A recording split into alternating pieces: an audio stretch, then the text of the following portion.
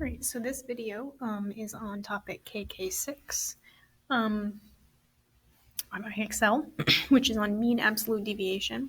So we're going to start with an example. So Nancy's family had a garage sale last weekend. They sold 5 items for $3, $7, $8, $4, and $10. What was the mean absolute deviation of the prices of the items?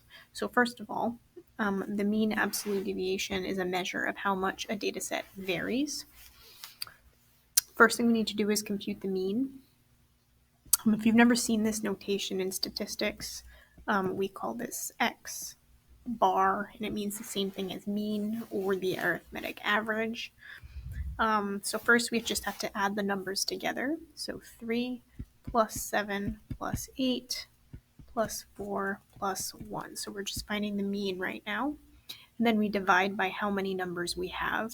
So we have 1, 2, 3, 4, 5 numbers because they sold 5 items. And if we add those numbers in the top together, we get 23 divided by 5, which is equal to 4.6. So our mean is 4.6. That's the first step. So now we need to compute the mean absolute deviation. And there are kind of 2 steps to this process. So the first is you take each number in the data set, subtract the mean from it, and take the absolute value of what you get. And then you take the sum of those absolute values. So what that means is we take the first number in our data set. So our first number was 3 because we sold something for $3. So 3 minus the mean, which is 4.6, plus our next number was 7. So 7 minus the mean, plus our next number was $8 minus the mean. Then we had $4 minus the mean. And finally, our last item was $1. Subtract the mean from that in absolute value. All right, so then we have to figure out what this is. So 3 minus 4.6 is 1.6. And that's, it's negative 1.6, but we take the absolute value here. So since it's the absolute value, it turns into positive 1.6.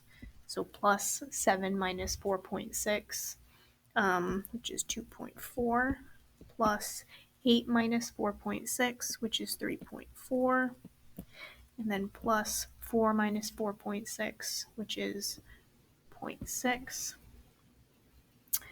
And then finally, we have 1 minus 4.6, which is negative 3.6, but since it's in absolute values, it's positive. So it's positive 3.6.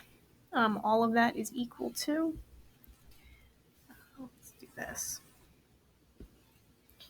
All of that is equal to 11.6. It's going to be in a different color. That's fine. So then to compute the mean absolute deviation, you take what we just got and divide by the number of data values we have. So it was 5 items, so we're dividing by 5. That's equal to 2.32. So that's the mean absolute deviation.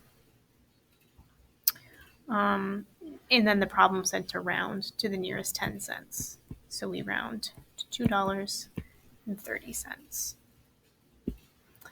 So that's the process. We're going to do one more example here. So in the data set below, what is the mean absolute deviation? So first step is to find the mean. So we do 6 plus 2 plus 4 plus 2 plus 2 plus 6 and divide by how many numbers we have. We have 1, 2, 3, 4, 5, 6, 7 numbers. If you add up all those numbers in the top, you get 28 divided by 7.